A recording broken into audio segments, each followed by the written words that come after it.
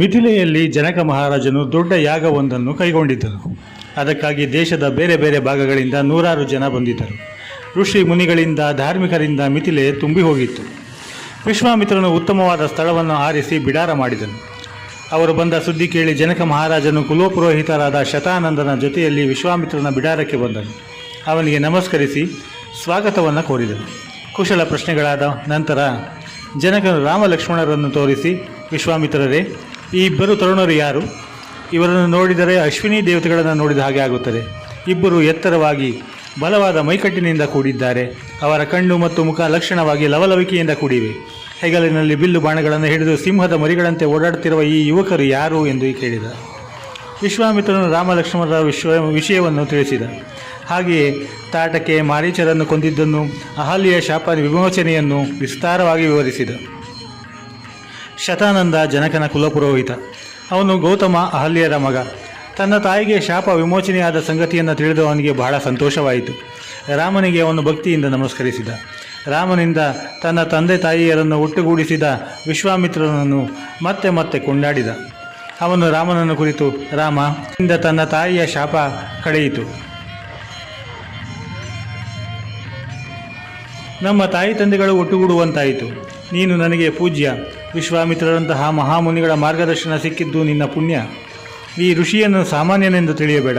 ಈತನ ಸಾಹಸದಿಂದ ಇಡೀ ಲೋಕವೇ ಬೆರಗುಗೊಂಡಿದೆ ಎಂದು ಹೇಳಿ ಕೌಶಿಕ ರಾಜನು ವಿಶ್ವಾಮಿತ್ರನಾದ ಕಥೆಯನ್ನು ಮತ್ತೆ ವಿವರಿಸಿ ಹೇಳಿದನು. ರಾಮ ಲಕ್ಷ್ಮಣರಿಗೆ ವಿಶ್ವಾಮಿತ್ರರು ದೊಡ್ಡ ತಪಸ್ವಿ ಎಂಬ ವಿಚಾರ ತಿಳಿದಿತ್ತು ಅಷ್ಟೇ. ಆದರೆ ಆತ ಇಂತಹ ಮಹಾವ್ಯಕ್ತಿ ಎಂಬ ಸಂಗತಿ ತಿಳಿದಿದ್ದು ಈಗಲೇ. ವಿಶ್ವಾಮಿತ್ರ ತಮ್ಮ ಗುರುವಾಗಿ ದೊರಕಿದ್ದು ತಮ್ಮ ಭಾಗ್ಯವೆಂದು ತಿಳಿದರು. ವಿಶ್ವಾಮಿತ್ರನನ್ನು ಸ್ತುತಿಸಿ ನಮಸ್ಕರಿಸಿದರು. ವಿಶ್ವಾಮಿತ್ರನು ಜನಕನನ್ನು ಕುರಿತು, ಮಹಾರಾಜ, ಈ ರಾಜಕುಮಾರರು ನಿನ್ನ ಬಳಿ ಇರುವ ಶಿವಧನುಸ್ಸನ್ನು ನೋಡಲು ಬಂದಿದ್ದಾರೆ. ಅದನ್ನು ಅವರಿಗೆ ತೋರಿಸು. ಆ ಶಿವಧನುಸ್ಸಿನ ಕಥೆಯನ್ನು ವಿವರಿಸಿ ಹೇಳು ಎಂದ. ಜನಕನು, ರಾಜಕುಮಾರರೇ, ಹಿಂದೆ ಈ ಧನಸ್ಸು ಶಿವನ ಬಳಿ ಇತ್ತು. ಅವನು ಅದನ್ನು ದೇವತೆಗಳಿಗೆ ಕೊಟ್ಟ. ಆ ದೇವತೆಗಳು ಧನಸ್ಸನ್ನು ನಮ್ಮ ಪೂರ್ವಜನಾದ ದೇವರಾತ ಎಂಬುವನ ಬಳಿ ಇಟ್ಟರು. ಆಗಿನಿಂದ ಇದು ನಮ್ಮ ವಂಶದಲ್ಲಿಯೇ ಇದೆ. ನನಗೆ ಬಹಳ ಕಾಲ ಮಕ್ಕಳಾಗಲಿಲ್ಲ. ಮಕ್ಕಳನ್ನು ಪಡೆಯಲು ಒಂದು ಯಜ್ಞ ಮಾಡಲು ನಿಶ್ಚಯಿಸಿದೆ. ಅದಕ್ಕಾಗಿ ಭೂಮಿಯನ್ನು ಉಳುತ್ತಿದ್ದೆ. ನೇಗಿಲಿನಿಂದ ಭೂಮಿಯನ್ನು ಉಳುತ್ತಿದ್ದಾಗ ಒಂದು ಹೆಣ್ಣು ಮಗು ಸಿಕ್ಕಿತು. ಸೀತಾ ಎಂದರೆ ನೇಗಿಲಿನ ಗೆರೆ. ಆದ್ದರಿಂದ ಆ ಮಗುವಿಗೆ ಸೀತೆ ಎಂದು ಹೆಸರಿಟ್ಟೆ. ಸೀತೆ ಬೆಳೆದು ದೊಡ್ಡವಳಾಗಿದ್ದಾಳೆ. ಮದುವೆಯ ವಯಸ್ಸು ಆಗಿದೆ. ಆಕೆ ಬಹಳ ರೂಪವಂತೆ, ಗುಣವಂತೆ, ದೇವತೆಗಳಂತೆ ಇದ್ದಾಳೆ. ಅಂತಹ ಹುಡುಗಿಯನ್ನು ಮದುವೆಯಾಗುವವನು ಶಕ್ತಿವಂತನಾಗಿರಬೇಕು, ಪರಾಕ್ರಮಿಯಾಗಿರಬೇಕು ಎಂದು ನನ್ನ ಇಚ್ಛೆ. ಅದಕ್ಕಾಗಿ ಒಂದು ಸ್ವಯಂವರವನ್ನು ಏರ್ಪಡಿಸಿದೆ. ಸೀತೆಯನ್ನು ಮದುವೆಯಾಗ ಬಯಸುವವರು ಈ ಶಿವಧನುಸ್ಸನ್ನು ಬಗ್ಗಿಸಿ ಹೆದೆಯೇರಿಸಬೇಕು ಎಂದು ಸ್ಪರ್ಧೆ ಇಟ್ಟೆ. ಆದರೆ ಇದುವರೆಗೆ ಒಬ್ಬನಿಗೂ ಆ ಕೆಲಸ ಸಾಧ್ಯವಾಗಿಲ್ಲ. ಎಷ್ಟೋ ಜನ ಪ್ರಯತ್ನಿಸಿದರು, ಆದರೆ ಅವರಿಗೆ ಬಿಲ್ಲನ್ನು ಮೇಲಕ್ಕೆ ಎತ್ತುವುದಕ್ಕೆ ಸಹ ಸಾಧ್ಯವಾಗಲಿಲ್ಲ.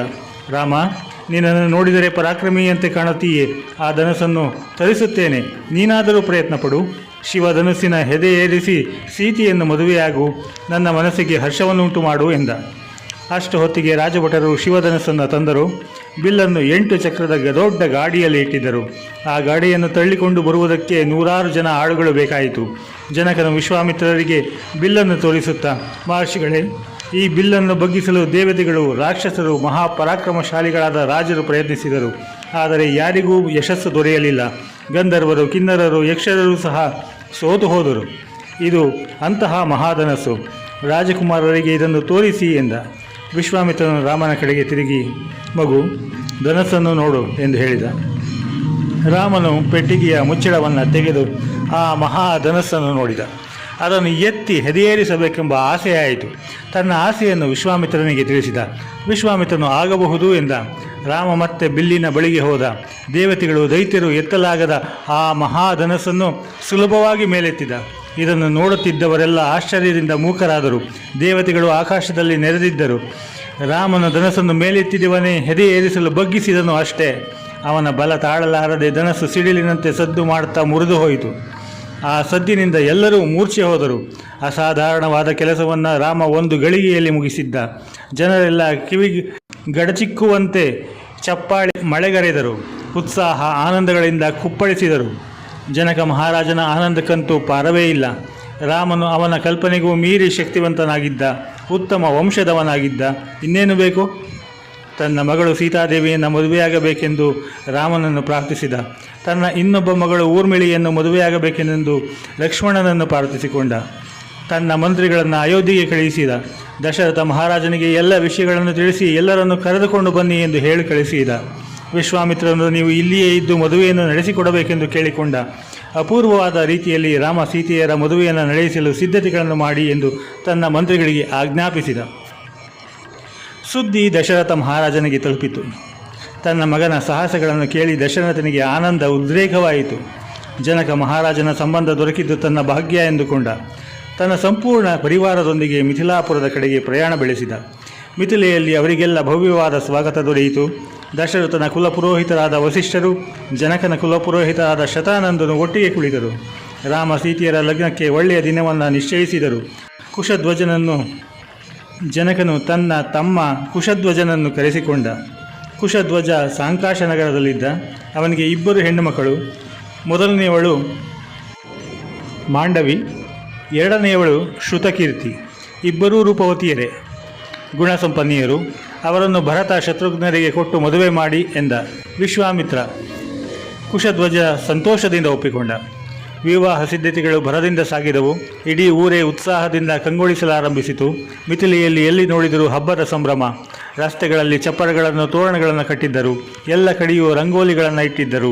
ಮಂಗಳ ವಾದ್ಯಗಳು ಮೊಳಗಿ ಮನಸ್ಸಿಗೆ ಹರ್ಷವನ್ನುಂಟು ಮಾಡುತ್ತಿದ್ದವು. ದೊಡ್ಡದಾದ ಯಜ್ಞಶಾಲೆಯಲ್ಲಿ ಮದುವೆ. ಎಷ್ಟು ಸಾವಿರ ಜನರು ಬಂದರೂ ಕುಳಿತುಕೊಳ್ಳುವಷ್ಟು ವಿಶಾಲವಾಗಿತ್ತು ಅದು. ಮದುವೆಯ ಮಂಟಪ ಎತ್ತರವಾದ ಸ್ಥಳದಲ್ಲಿತ್ತು. ಇಂದ್ರನ ಒಡ್ಡೋಲಗದಂತೆ ಇತ್ತು. ಮದುವೆಯ ದಿನ ಬೆಳಗಾಯಿತು. ಎಲ್ಲರೂ ಬಹಳ ಬೇಗನೆ ಎದ್ದರು. ಬೆಳಗಿನ ಕಾರ್ಯಗಳನ್ನು ಪೂರೈಸಿದರು. ದಶರಥ ಮಹಾರಾಜನು ಹೆಂಡತಿಯರನ್ನು, ಮಕ್ಕಳನ್ನು ಕರೆದುಕೊಂಡು ಪುರೋಹಿತರ ಹಿಂದೆ ಯಜ್ಞಶಾಲೆಗೆ ಬಂದನು. ರಾಮನು ಅವನ ತಮ್ಮಂದಿರು ಮಂಗಳ ಕಂಕಣಗಳನ್ನು ಧರಿಸಿದ್ದರು. ಅತ್ಯುತ್ತಮವಾದ ಆಭರಣಗಳನ್ನು, ವಸ್ತ್ರಗಳನ್ನು ಧರಿಸಿದ್ದರು. ದೇವತೆಗಳಂತೆ ಶೋಭಿಸುತ್ತಿದ್ದರು. ಕಿಕ್ಕಿರಿದು ಸೇರಿದ್ದ ಜನ ಮೈಮರೆತು ರಾಮನನ್ನು ನೋಡಿದರು. ಅವನ ಸುಂದರವಾದ ಮುಖ, ಬಲವಾದ ಮೈಕಟ್ಟು, ಮೋಹಕವಾದ ಮುಗುಳ್ನಗೆ, ಮುಖದಲ್ಲಿದ್ದ ವಿನಯ ಭಾವದಿಂದ ಜನ ಮುಗ್ಧರಾದರು. ಯಜ್ಞಶಾಲೆಯಲ್ಲಿ ದೊಡ್ಡದಾದ ವೇದಿಕೆ. ಅಲ್ಲಿ ಜನಕನ ಮಕ್ಕಳು ಸೀತೆ, ಊರ್ಮಿಳೆಯರು ಮಂಗಳ ವಸ್ತ್ರಗಳನ್ನು ಧರಿಸಿ ಶೋಭಾಯಮಾನವಾಗಿದ್ದಾರೆ. ಪಕ್ಕದಲ್ಲೇ ಕುಶಧ್ವಜನ ಮಕ್ಕಳು ಮಾಂಡವಿ, ಶ್ರುತಕೀರ್ತಿಯರು. ಅವರೂ ಸಹ ಮಂಗಳ ವಸ್ತ್ರಗಳನ್ನು ಹುಟ್ಟಿದ್ದಾರೆ. ರಾಮ, ಲಕ್ಷ್ಮಣ, ಭರತ ಮತ್ತು ಶತ್ರುಘ್ನರು ವೇದಿಕೆಯ ಬಳಿಗೆ ಬಂದರು. ಜನಕನು ವಸಿಷ್ಠರನ್ನು ಕುರಿತು, ಋಷಿಗಳೇ, ವಿವಾಹವನ್ನು ನೆರವೇರಿಸಿಕೊಡಿ ಎಂದು ಪ್ರಾರ್ಥಿಸಿದ. ವಸಿಷ್ಠರು ವಿಶ್ವಾಮಿತ್ರ ಹಾಗೂ ಶತಾನಂದರನ್ನು ಕೂಡಿ ವಿವಾಹ ಮಂಟಪವನ್ನು ರಚಿಸಿದರು. ಶಾಸ್ತ್ರೋಕ್ತವಾಗಿ ಹೋಮಕುಂಡವನ್ನು ನಿರ್ಮಿಸಿದರು. ಅದನ್ನು ಹೂಗಳಿಂದ ಅಲಂಕರಿಸಿದರು. ಕಲಶಗಳು, ಶಂಖಗಳು, ಗಂಟೆಗಳು, ಗಂಧ ಅಕ್ಷತೆಗಳು ಮುಂತಾದ ಮಂಗಳ ದ್ರವ್ಯಗಳನ್ನು ವೇದಿಕೆಯ ಮೇಲಿಟ್ಟರು. ವೇದಗಳನ್ನು ಪಠಿಸುತ್ತಾ ಹೋಮಕುಂಡದಲ್ಲಿ ಅಗ್ನಿಯನ್ನು ಪ್ರತಿಷ್ಠಾಪಿಸಿದರು. ಹೋಮ ಮಾಡಿದರು. ಜನಕನು ಸರ್ವ ಆಭರಣಗಳನ್ನು ಧರಿಸಿ ದೇವತೆಯಂತೆ ಕಂಗೊಳಿಸುತ್ತಿದ್ದ ಸೀತಾದೇವಿಯನ್ನು ಶ್ರೀರಾಮನ ಎದುರಿಗೆ ನಿಲ್ಲಿಸಿದನು. ಶ್ರೀರಾಮನನ್ನು ಕುರಿತು, ನನ್ನ ಮಗಳಾದ ಸೀತೆಯು ಇಂದಿನಿಂದ ನಿನ್ನ ಪತ್ನಿ. ನಿನಗೆ ಧರ್ಮದ ಆಚರಣೆಯಲ್ಲಿ ಸಹಾಯಕಳಾಗಿರುತ್ತಾಳೆ. ಇವಳನ್ನು ಸ್ವೀಕರಿಸು, ನಿನಗೆ ಮಂಗಳವಾಗಲಿ ಎಂದು ರಾಮನ ಕೈಯಲ್ಲಿ ಮಂತ್ರದ ನೀರನ್ನು ಹಾಕಿ ಧಾರೆ ಎರೆದ. ಇದನ್ನು ಮೇಲಿನಿಂದ ನೋಡುತ್ತಿದ್ದ ದೇವತೆಗಳು ಭಲೆ ಭಲೆ ಎಂದು ಹರ್ಷದ ಉದ್ಗಾರ ಮಾಡಿದರು. ದೇವದುಂದುಬಿಗಳು ಮೊಳಗಿದವು. ಪುಷ್ಪವೃಷ್ಟಿಯಾಯಿತು. ಎಲ್ಲರೂ ಆನಂದದಲ್ಲಿ ಮುಳುಗಿದರು. ನಂತರ ಜನಕನು ಲಕ್ಷ್ಮಣನಿಗೆ ಊರ್ಮಿಳೆಯನ್ನು ಪಾಣಿಗ್ರಹಣ ಮಾಡಿಸಿದ. ಹಾಗೆಯೇ ಭರತನಿಗೆ ಮಾಂಡವಿಯನ್ನು, ಶತ್ರುಘ್ನನಿಗೆ ಶ್ರುತಕೀರ್ತಿಯನ್ನು ಪಾಣಿಗ್ರಹಣ ಮಾಡಿಸಿದನು. ರಾಜಕುಮಾರರು ತಮ್ಮ ತಮ್ಮ ಪತ್ನಿಯರ ಕೈಗಳನ್ನು ಹಿಡಿದುಕೊಂಡು ಅಗ್ನಿಯ ಸುತ್ತಲೂ ಪ್ರದಕ್ಷಿಣೆ ಹಾಕಿದರು. ಋಷಿ ಮುನಿಗಳಿಗೆ ನಮಸ್ಕಾರ ಮಾಡಿದರು. ಹಿರಿಯರಿಗೂ ತಂದೆ ತಾಯಿಗಳಿಗೂ ಅಭಿವಾದನೆ ಮಾಡಿದರು. ಆಗ ಮತ್ತೊಮ್ಮೆ ದೇವದುಂದುಬಿಗಳು ಮೊಳಗಿದವು. ಅಪ್ಸರೆಯರು ನಾಟ್ಯವಾಡಿದರು. ಗಂಧರ್ವರು ಇಂಪಾಗಿ ಹಾಡಿದರು. ಮಿಥಿಲಾಪುರದ ಜನ ಹರ್ಷದಲ್ಲಿ ಮೈಮರೆತರು. ವಿವಾಹ ಮುಗಿಯಿತು. ರಾಮ, ಲಕ್ಷ್ಮಣ, ಭರತ, ಶತ್ರುಘ್ನರು ಗೃಹಸ್ಥರಾದರು. ಎಲ್ಲರೂ ಅರಮನೆಗೆ ಹಿಂತಿರುಗಿದರು. ಮದುವೆಯಾದ ಮಾರನೆಯ ದಿನ ವಿಶ್ವಾಮಿತ್ರ ರಾಮನನ್ನು ಕುರಿತು, ಮಗು ರಾಮ, ನನ್ನ ಕೆಲಸ ಪೂರೈಸಿತು. ನಾನು ತಪಸ್ಸಿಗಾಗಿ ಹಿಮಾಲಯಕ್ಕೆ ಹೋಗುತ್ತೇನೆ. ನಿನಗೆ ಮಂಗಳವಾಗಲಿ ಎಂದನು. ಎಲ್ಲರೂ ಅವನನ್ನು ಮಿಥಿಲಿಯ ಅಂಚಿನವರೆಗೆ ಹಿಂಬಾಲಿಸಿ ಬೀಳ್ಕೊಟ್ಟರು. ದಶರಥ ಮಹಾರಾಜನು ಅಯೋಧ್ಯೆಗೆ ಹಿಂದಿರುಗಲು ಸಿದ್ಧನಾದ. ಜನಕನ ಅಪ್ಪಣೆ ಪಡೆದು ಹೆಂಡತಿಯರನ್ನು, ಮಕ್ಕಳು, ಸೊಸೆಯರನ್ನು ಕರೆದುಕೊಂಡು ಅಯೋಧ್ಯೆಗೆ ಹೊರಟ. ದಶರಥ ಮಹಾರಾಜನು ತನ್ನ ಪ್ರಯಾಣವನ್ನು ಮುಂದುವರಿಸುತ್ತಿದ್ದಂತೆ ದಾರಿಯಲ್ಲೂ ಹಲವಾರು ಅಪಶಕನಗಳು ಕಂಡವು. ಇದರಿಂದ ದಶರಥನಿಗೆ ಹೆದರಿಕೆಯಾಯಿತು. ಇನ್ನಾವ ವಿಪತ್ತು ಕಾದಿದೆಯೋ ಎಂದು ಚಿಂತೆಗೊಳಗಾದ. ವಸಿಷ್ಠನನ್ನು ಕುರಿತು, ಮಹರ್ಷಿಗಳೇ, ಈ ಅಪಶಕುನಗಳಿಂದ ನನಗೆ ಭೀತಿಯಾಗಿದೆ. ಈ ಶಕುನಗಳು ಒಳ್ಳೆಯದೋ ಕೆಟ್ಟದ್ದೋ ತಿಳಿದೇ ಆಗಿದೆಯಲ್ಲ ಎಂದ. ವಸಿಷ್ಠರು, ರಾಜ, ಹೆದರಬೇಡ. ನಮಗೆ ತೊಂದರೆ ಎದುರಾಗುತ್ತದೆ ಎಂಬುದು ನಿಜ. ಆದರೆ ನಾವು ಬೇಗನೆ ಆ ತೊಂದರೆ ನೀಗಿಸಿಕೊಳ್ಳುತ್ತೇವೆ ಎಂದು ಸಮಾಧಾನ ಮಾಡಿದರು. ಅಷ್ಟರಲ್ಲಿ ಒಂದು ದೊಡ್ಡ ಬಿರುಗಾಳಿ ಎದ್ದಿತು. ಅದರಿಂದ ನೆಲ ನಡುಗಿದಂತಾಯಿತು. ಭಾರಿ ಭಾರಿ ಮರಗಳು ಬಿದ್ದು ಹೋದವು. ಇದ್ದಕ್ಕಿದ್ದಂತೆ ಸೂರ್ಯನನ್ನು ಕಪ್ಪಾದ ಮೋಡಗಳು ಆವರಿಸಿ ಮರೆ ಮಾಡಿದವು. ಸುತ್ತಲೂ ಧೂಳೆದ್ದು ಯಾರಿಗೆ ಏನೂ ಕಾಣಿಸದಂತಾಯಿತು. ಆ ಕತ್ತಲೆಯ ಮಧ್ಯದಲ್ಲಿ ಒಬ್ಬ ವ್ಯಕ್ತಿ ವೇಗವಾಗಿ ಬರುತ್ತಿದ್ದ. ಅವನು ಭೀಕರನಾಗಿದ್ದ, ಜಟಾಧಾರಿಯಾಗಿದ್ದ. ಅವನ ಕೈಯಲ್ಲಿ ಕೊಡಲಿ ಇತ್ತು, ಮತ್ತೊಂದು ಕೈಯಲ್ಲಿ ಬಿಲ್ಲು. ಅವನು ಕೋಪದಿಂದ ಇತ್ತ ಬರುವಂತೆ ತೋರುತ್ತಿದ್ದ. ಅವನು ಜಮದಗ್ನಿಯ ಮಗ. ಹೆಸರು ರಾಮ. ಅವನು ಯಾವಾಗಲೂ ಪರಶು ಎಂದರೆ ಕೊಡಲಿಯನ್ನು ಹಿಡಿದುಕೊಂಡು ಓಡಾಡುತ್ತಿದ್ದರಿಂದ ಅವನನ್ನು ಪರಶುರಾಮ ಎಂದು ಕರೆಯುತ್ತಿದ್ದರು. ಅವನು ಮಹಾಪರಾಕ್ರಮಿ, ಉಗ್ರ ತಪಸ್ವಿ, ತಂದೆಯ ಮಾತನ್ನು ಎಂದೂ ಮೀರದವ. ಅವನಿಗೆ ಇಷ್ಟ ಬಂದ ಕಡೆ ವೇಗವಾಗಿ ಹೋಗಬಲ್ಲ ಪಾದದ ಶಕ್ತಿ ಇತ್ತು. ಒಮ್ಮೆ ಜಮದಗ್ನಿಗೆ ತನ್ನ ಹೆಂಡತಿ ರೇಣುಕೆಯ ಮೇಲೆ ಕೋಪ ಬಂತು. ಅವಳನ್ನು ಕೊಂದು ಹಾಕುವಂತೆ ಮಗನಿಗೆ ಹೇಳಿದ. ಪರಶುರಾಮ ಹಿಂದು ಮುಂದೆ ನೋಡಿದೆ. ತಾಯಿಯ ತಲೆ ಕಡಿದ. ತನ್ನ ಆಜ್ಞೆಯನ್ನು ಪಾಲಿಸಿದ ಪರಶುರಾಮನ ಮೇಲೆ ಜಮದಗ್ನಿ ಪ್ರೀತನಾದ. ನಿನಗೆ ಇಷ್ಟ ಬಂದ ವರ ಕೇಳಿಕೋ ಎಂದ.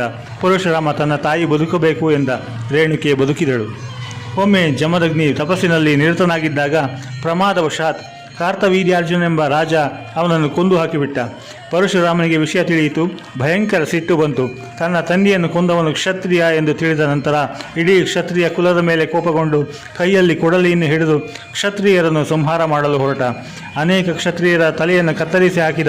21 ಸಲ ಭೂಮಿಯನ್ನು ಪ್ರದಕ್ಷಿಣೆ ಹಾಕಿದ. ಎದುರಾದ ಕ್ಷತ್ರಿಯರನ್ನು ಕತ್ತರಿಸಿದ. ಇಡೀ ಭೂಲೋಕವೇ ಅವನ ವಶವಾಯಿತು. ಆಗ ಪರಶುರಾಮ ಒಂದು ಯಾಗ ಮಾಡಿದ. ತಾನು ಸಂಪಾದಿಸಿದ ಲೋಕವನ್ನು ಕಶ್ಯಪನಿಗೆ ದಾನ ಮಾಡಿದ. ತಾನು ಮಹೇಂದ್ರ ಪರ್ವತಕ್ಕೆ ಹೋಗಿ ತಪಸ್ಸು ಮಾಡುತ್ತಾ ಕುಳಿತ. ದಶರಥನಿಗೆ ಪರಶುರಾಮನನ್ನು ಕಂಡು ಹೆದರಿಕೆಯಾಯಿತು. ತನ್ನ ಮಕ್ಕಳ ಗತಿ ಏನು ಎಂದು ಕ್ಷತ್ರಿಯ ರಾಜ ಭೀತಿಗೊಂಡ. ಆದರೂ ನಗುಮುಖದಿಂದ ಪರಶುರಾಮನ ಎದುರುಗೊಂಡ. ನಮಸ್ಕಾರ ಮಾಡಿ ಸ್ವಾಗತಿಸಿದ. ಉಪಚಾರ ಮಾಡಿದ. ಪರಶುರಾಮ ರಾಮನ ಕಡೆಗೆ ತಿರುಗಿ, ರಾಮ, ನಿನ್ನ ಪರಾಕ್ರಮವನ್ನು ಕೇಳಿದೆ. ನೀನು ಶಿವಧನುಸ್ಸನ್ನು ಮುರಿದೆಯಂತೆ. ಅದು ನಿಜವಾಗಿ ಬಹಳ ಕಷ್ಟದ ಕೆಲಸವೇ ಹೌದು. ಈಗೋ ಈ ಧನುಸ್ಸನ್ನು ನೋಡು. ಇದು ಶಿವಧನುಸ್ಸಿಗಿಂತ ಉತ್ತಮವಾದದ್ದು. ಇವೆರಡೂ ದೇವಲೋಕದ್ದು. ಇವುಗಳನ್ನು ವಿಶ್ವಕರ್ಮ ನಿರ್ಮಿಸಿದ. ಒಂದನ್ನು ವಿಷ್ಣುವಿಗೂ ಮತ್ತೊಂದು ಶಿವನಿಗೂ ಕೊಟ್ಟ. ನೀನು ಮುರಿದ ಬಿಲ್ಲು ಶಿವನದು. ನನ್ನ ಬಳಿ ಇರುವುದು ವಿಷ್ಣು ಧನಸ್ಸು. ಶಕ್ತಿ ಇದ್ದರೆ ಈ ಧನುಸ್ಸನ್ನು ಜಾಗಿಸಿ ಹೆದರಿಸಿ ನೋಡೋಣ ಎಂದನು. ಪರಶುರಾಮನ ಹೇಳಿದ ಮಾತುಗಳನ್ನು ರಾಮ ಕೇಳಿದ. ಆ ಮಾತಿನಲ್ಲಿದ್ದ ಸವಾಲಿನಿಂದ ಅವನಿಗೆ ಬಹಳ ಕೋಪ ಬಂತು. ಆದರೂ ತಡೆದುಕೊಂಡ. ತಂದೆಯ ಎದುರಿಗೆ ಕೋಪ ಮಾಡುವುದು ಗೌರವವಲ್ಲ ಎನಿಸಿತು ಅವನಿಗೆ. ಆದ್ದರಿಂದ ಸೌಮ್ಯವಾಗಿಯೇ, ಪರಶುರಾಮ, ನಾನು ನಿನ್ನ ಪರಾಕ್ರಮವನ್ನು ಕೇಳಿದ್ದೇನೆ. ಆದರೆ ನೀನು ಈ ರೀತಿ ಕೆಣಕುವುದು ಸರಿಯಲ್ಲ. ನಾನು ಕೈಲಾಗದವನಲ್ಲ. ನನ್ನ ಬಲವನ್ನು ಪರೀಕ್ಷಿಸಬೇಕೆಂದು ಇದ್ದರೆ ಇದೋ ನೋಡು ಎಂದು ಪರಶುರಾಮನಿಂದ ಆ ಧನುಸ್ಸನ್ನು ತೆಗೆದುಕೊಂಡ. ಲೀಲಾಚಾಲವಾಗಿ ಅದನ್ನು ಬಗ್ಗಿಸಿ ಹೆದೆಯೇರಿಸಿದ. ಬಾಣವನ್ನು ಹೂಡಿದ. ಪರಶುರಾಮನ ಕಡೆಗೆ ತಿರುಗಿ, ಪರಶುರಾಮ, ಈಗೋ ನಾನು ಬಾಣಗಳನ್ನು ಹೂಡಿದ್ದೇನೆ. ನೀನು ನನ್ನ ಗುರು ವಿಶ್ವಾಮಿತ್ರನ ಬಳಗ. ಆದ್ದರಿಂದ ನಿನ್ನನ್ನು ಕೊಲ್ಲಲಾರೆ. ಆದರೆ ಈ ಬಾಣ ವ್ಯರ್ಥ ಆಗಬಾರದು. ನಿನ್ನ ಬಳಿ ತಪೋಬಲ ಇದೆ. ಇಚ್ಛೆ ಬಂದ ಕಡೆ ಹೋಗಬಲ್ಲ ಪಾದದ ಶಕ್ತಿ ಇದೆ. ಈಗ ಹೇಳು, ಇವುಗಳಲ್ಲಿ ಯಾವುದನ್ನು ತೆಗೆದುಕೊಳ್ಳಲಿ, ತಪೋಬಲವನ್ನೋ ಅಥವಾ ಪಾದದ ಶಕ್ತಿಯನ್ನೋ ಎಂದ. ಪರಶುರಾಮ ಮೆತ್ತಗಾದ. ಅವನ ಅಹಂಕಾರ ಇಳಿಯಿತು. ರಾಮನ ಕಡೆ ತಿರುಗಿ, ರಾಮ, ನನ್ನ ಗರ್ವ ಅಳಿಯಿತು. ಇದೋ ನಾನು ಹೊರಟೆ. ನನ್ನ ಪಾದದ ಶಕ್ತಿಯನ್ನು ಕೊಡಲಾರೆ. ತಪೋಬಲವನ್ನು ತೆಗೆದುಕೋ ಎಂದ. ರಾಮ ಬಾಣ ಬಿಟ್ಟ. ಪರಶುರಾಮ ತಪಸ್ಸಿನಿಂದ ಸಂಪಾದಿಸಿದ ಶಕ್ತಿ ನಷ್ಟವಾಯಿತು. ಪರಶುರಾಮ ತಪಸ್ಸಿಗಾಗಿ ಮಹೇಂದ್ರ ಪರ್ವತಕ್ಕೆ ಹೋದ. ಕಾರ್ಗತ್ತಲು ಕಳೆದು ಬೆಳಕಾಯಿತು. ಎಲ್ಲರೂ ರಾಮನನ್ನು ಕೊಂಡಾಡಿದರು. ದಶರಥ ಮಗನನ್ನು ಅಪ್ಪಿಕೊಂಡ. ಮಗನ ಪರಾಕ್ರಮದಿಂದ ಆನಂದಗೊಂಡ. ಪ್ರಯಾಣ ಮುಂದುವರಿಯಿತು. ಅಯೋಧ್ಯೆಯಲ್ಲಿ ಹಬ್ಬದ ಸಂಭ್ರಮ. ದಶರಥನು ಮಕ್ಕಳು ಸೊಸೆಯರೊಂದಿಗೆ ಬರುತ್ತಿರುವ ಸುದ್ದಿ ತಿಳಿದು ಇಡೀ ಜನತೆಯೇ ಸ್ವಾಗತಕ್ಕೆ ನಿಂತಿತು. ದಶರಥನ ಪರಿವಾರ ಅಯೋಧ್ಯೆ ತಲುಪಿದಾಗ ಪ್ರಜೆಗಳು ಭಾರೀ ಮೆರವಣಿಗೆಯಲ್ಲಿ ಅವರನ್ನು ಅರಮನೆಗೆ ಕರೆದುಕೊಂಡು ಹೋದರು. ಅಯೋಧ್ಯೆಯಲ್ಲಿ ಬಹುದೊಡ್ಡ ಸಮಾರಂಭ ನಡೆಯಿತು. ರಾಮ ಸೀತೆಯ ಜೋಡಿಯನ್ನು ಎಲ್ಲರೂ ಮೆಚ್ಚಿದರು. ನವ ದಂಪತಿಗಳನ್ನು ಊರವರೆಲ್ಲ ಹಾಡಿ ಹರಸಿದರು. ರಾಮ ಸೀತೆಯರದು ಅಪರೂಪವಾದ ದಾಂಪತ್ಯ.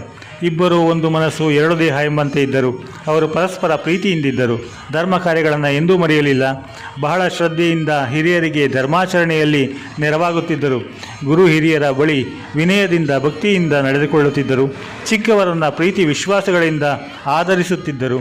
ಮನಸ್ಸಿನಲ್ಲಿ ಒಂದು, ಹೊರಗೆ ಮತ್ತೊಂದು ಇರಲಿಲ್ಲ. ಎಲ್ಲರೂ ನಮ್ಮವರೇ ಎಂಬ ವಿಶಾಲ ಮನಸ್ಸು ಅವರದು.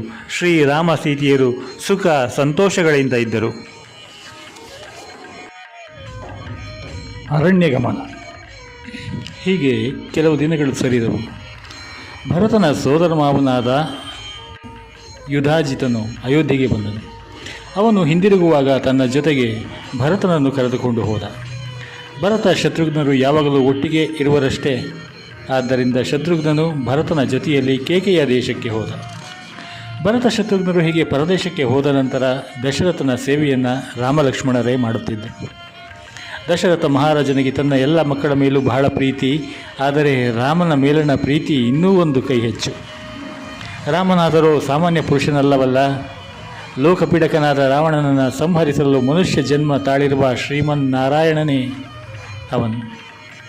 ಶ್ರೀರಾಮನು ಶೂರನಾಗಿದ್ದನು, ರೂಪವಂತನಾಗಿದ್ದನು, ಬಹಳ ಶಾಂತ ಸ್ವಭಾವದವನು ಅವನು ಎಂದು ದನಿ ಎತ್ತಿ ಮಾತನಾಡಿದವನೇ ಅಲ್ಲ. ಯಾರೊಬ್ಬರ ಮೇಲೂ ಅವನಿಗೆ ಅಸೂಯೆ ಇರಲಿಲ್ಲ. ಅವನಿಗೆ ಜಂಬವೇ ಇಲ್ಲ. ಪ್ರತಿನಿತ್ಯವೂ ಶಸ್ತ್ರವಿದ್ಯೆಯನ್ನು ಅಭ್ಯಾಸ ಮಾಡುತ್ತಿದ್ದ. ಸಮಯ ದೊರೆತಾಗಲೆಲ್ಲ ಹಿರಿಯರೊಡನೆ, ಜ್ಞಾನಿಗಳೊಡನೆ ಧರ್ಮ ಸಂಬಂಧವಾದ ಮಾತುಕತೆಗಳನ್ನು ಆಡುತ್ತಿದ್ದ. ತನ್ನ ಜ್ಞಾನವನ್ನು ಹೆಚ್ಚಿಸಿಕೊಳ್ಳಲು ಪ್ರಯತ್ನಿಸುತ್ತಿದ್ದ.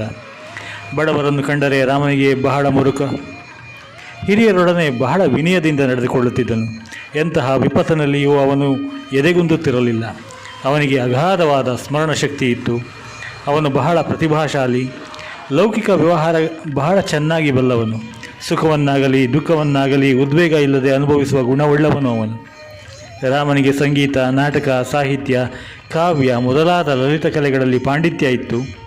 ಚಿತ್ರಕಲೆ, ನೃತ್ಯ ಮೊದಲಾದ ಕಲೆಗಳಲ್ಲಿ ನೈಪುಣ್ಯತೆ ಇತ್ತು. ಯುದ್ಧದಲ್ಲಿ ರಾಮನನ್ನು ಎದುರಿಸಬಲ್ಲ ವೀರರು ಯಾರೂ ಇರಲಿಲ್ಲ. ಸೇನಾ ವ್ಯೂಹವನ್ನು ರಚಿಸುವುದರಲ್ಲಿ ಅವನು ವಿಶಾರದ. ಶ್ರೀರಾಮನು ತಾಳ್ಮೆಯಲ್ಲಿ ಭೂಮಿಗೆ ಸಮಾನ, ಬುದ್ಧಿಯಲ್ಲಿ ಬೃಹಸ್ಪತಿಯಂತೆಯೂ ಪರಾಕ್ರಮದಲ್ಲಿ ದೇವೇಂದ್ರನಂತೆಯೂ ಬೆಳಗುತ್ತಾ ಇದ್ದ. ಶ್ರೀರಾಮನ ಈ ಅತೀವ ಗುಣಗಳಿಂದ ದಶರಥ ಮಹಾರಾಜ ಹೆಚ್ಚು ಹೆಚ್ಚು ಆನಂದಿತನಾದ. ಕೆಲವು ಕಾಲದ ನಂತರ ದಶರಥನು ಈ ರೀತಿ ಯೋಚಿಸಿದ: ಶ್ರೀರಾಮನು ಈ ಅತೀವ ಸಂಪನ್ನ. ಅವನು ಯಾವಾಗಲೂ ಪ್ರಜೆಗಳ ಶ್ರೇಯಸ್ಸು, ಹಿತ, ಆಸಕ್ತಿಗಳ ಬಗ್ಗೆಯೇ ಚಿಂತಿಸುತ್ತಿರುತ್ತಾನೆ. ಪ್ರಜೆಗಳಿಗೂ ಶ್ರೀರಾಮನನ್ನು ಕಂಡರೆ ಬಹಳ ಪ್ರೀತಿ, ಆದರ, ಅಭಿಮಾನಗಳಿವೆ. ಹೇಗೋ ನನಗೆ ವಯಸ್ಸಾಯಿತು. ನನಗೆ ಶಕ್ತಿ ಕುಂದುತ್ತಾ ಬಂತು. ರಾಜ್ಯ ಆಡಳಿತ ನಡೆಸಲು ನಾನು ಮೊದಲಿನಷ್ಟು ಶಕ್ತನಲ್ಲ. ಆದ್ದರಿಂದ ರಾಜ್ಯಾಡಳಿತದ ಜವಾಬ್ದಾರಿಯನ್ನು ಶ್ರೀರಾಮನಿಗೆ ಕೊಡುತ್ತೇನೆ. ಶ್ರೀರಾಮನನ್ನು ಯುವರಾಜನನ್ನಾಗಿ ಮಾಡುತ್ತೇನೆ. ಇದು ಎಲ್ಲರಿಗೂ ಒಪ್ಪಿಗೆಯಾಗುತ್ತದೆ. ತನ್ನ ಆಲೋಚನೆಯನ್ನು ಪ್ರಕಟ ಮಾಡಲು ಆಸ್ಥಾನಿಕರ ಒಂದು ಸಭೆಯನ್ನು ಕರೆದ. ಆ ಆಸ್ಥಾನದಲ್ಲಿ ದಶರಥನ ಅಧೀನದಲ್ಲಿದ್ದ ಅನೇಕ ಸಾಮಂತ ರಾಜರು, ಮಂತ್ರಿಗಳು, ಸೇನಾಪತಿಗಳು, ವಿವಿಧ ಅಧಿಕಾರಿಗಳು, ಪ್ರಮುಖ ನಾಗರಿಕರು ಇದ್ದರು.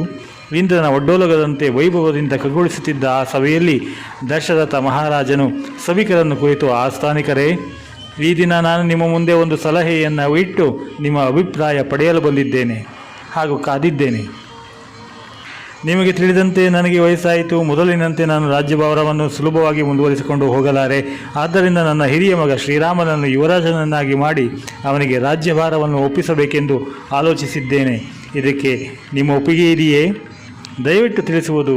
ಇಲ್ಲದಿದ್ದರೆ ಬೇರೇನು ಮಾಡಬಹುದು ಎಂಬುದನ್ನು ತಿಳಿಸಿರಿ. ನೀವು ಹೇಳಿದಂತೆ ಮಾಡುತ್ತೇನೆ ಎಂದು ಪ್ರಾರ್ಥಿಸಿಕೊಂಡನು. ದಶರಥನು ಶ್ರೀರಾಮನಿಗೆ ಪಟ್ಟ ಕಟ್ಟಲು ನಿಶ್ಚಯಿಸಿದ ಸಂಗತಿಯನ್ನು ಕೇಳಿ ಆಸ್ಥಾನಿಕರು ಆನಂದಿತರಾದರು. ಅವರು ಕಿವಿಗೆ ಅಡಚಿಕ್ಕುವಂತೆ ಚಪ್ಪಾಳೆಯ ಮಳೆಗರೆದರು. ಎಲ್ಲರೂ ಒಕ್ಕೂರಲಿನಿಂದ: ಮಹಾರಾಜ, ನಿನ್ನ ಆಲೋಚನೆಗೆ ನಮ್ಮ ಸಂಪೂರ್ಣ ಒಪ್ಪಿಗೆ ಇದೆ.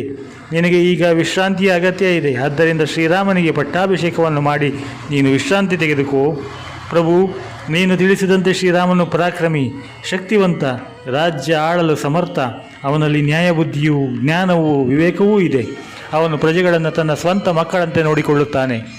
ಆದ್ದರಿಂದ ಶ್ರೀರಾಮನಿಗೆ ಪಟ್ಟಾಭಿಷೇಕ ಮಾಡು. ನೀನು ನಿಶ್ಚಿಂತೆಯಿಂದ ಇರು ಎಂದರು.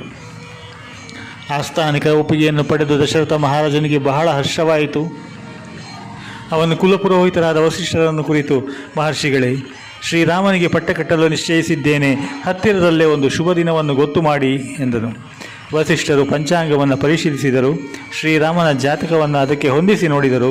ನಂತರ: ಮಹಾರಾಜ, ನಾಳೆಯೇ ಬಹಳ ಶ್ರೇಷ್ಠವಾದ ದಿನ. ಶ್ರೀರಾಮನ ಪಟ್ಟಾಭಿಷೇಕವನ್ನು ನಾಳೆಯೇ ನೆರವೇರಿಸು. ಶುಭ ಕಾರ್ಯವನ್ನು ಮುಂದಕ್ಕೆ ಹಾಕುವುದು ಬೇಡ ಎಂದರು. ಹಾಗೆಯೇ ಪಟ್ಟಾಭಿಷೇಕಕ್ಕೆ ವಿವಿಧ ಧಾನ್ಯಗಳು, ಮಾಲಿಕೆಗಳು, ಬಿಳಿಯ ಹೂವಿನ ಮಾಲಿಕೆಗಳು, ಅರಳು, ತುಪ್ಪ, ಜೇನುತುಪ್ಪ ಮೊದಲಾದ ಪದಾರ್ಥಗಳು ಬೇಕು. ಸುವರ್ಣ, ಮುತ್ತು, ರತ್ನಗಳು, ವಜ್ರ, ವೈಢೂರ್ಯಗಳು ಬೇಕು. ಪೂಜಾ ದ್ರವ್ಯಗಳು ಬೇಕು. ಎಲ್ಲ ಶಸ್ತ್ರಾಸ್ತ್ರಗಳು ಬೇಕು.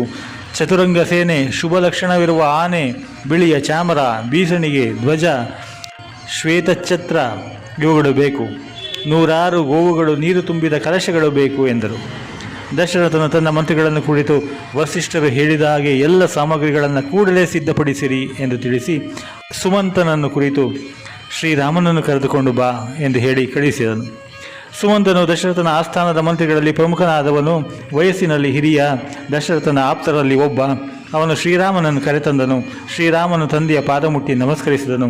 ದಶರಥನ ಮಗನನ್ನು ಆಶೀರ್ವದಿಸಿ, ಶ್ರೀರಾಮ, ನಿನ್ನ ಸುಗುಣಗಳಿಂದ ನನ್ನ ಮನಸ್ಸಿಗೆ ಬಹಳ ಹರ್ಷವಾಗಿದೆ.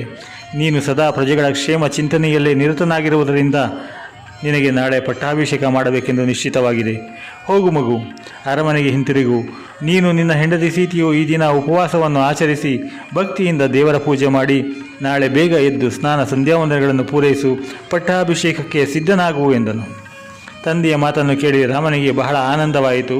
ನಾಳೆ ತನಗೆ ಪಟ್ಟಾಭಿಷೇಕ ಎಂದ ಕೂಡಲೇ ಬಹಳ ಸಂಭ್ರಮ ಆಯಿತು. ವಿನಯದಿಂದ ತಂದೆಗೆ ಮತ್ತೊಮ್ಮೆ ನಮಸ್ಕರಿಸಿ ಅರಮನೆಗೆ ಹಿಂದಿರುಗಿದ. ತಾಯಿ ಕೌಸಲ್ಯಾದೇವಿಯನ್ನು ಕಂಡು ನಮಸ್ಕರಿಸಿದ, ವಿಷಯವನ್ನು ತಿಳಿಸಿದ. ಕೌಸಲ್ಯಗೆ ಸಂತೋಷ ಉಕ್ಕಿ ಬಂತು. ಅವಳ ಗಂಟಲು ಗದ್ಗದಿತವಾಯಿತು.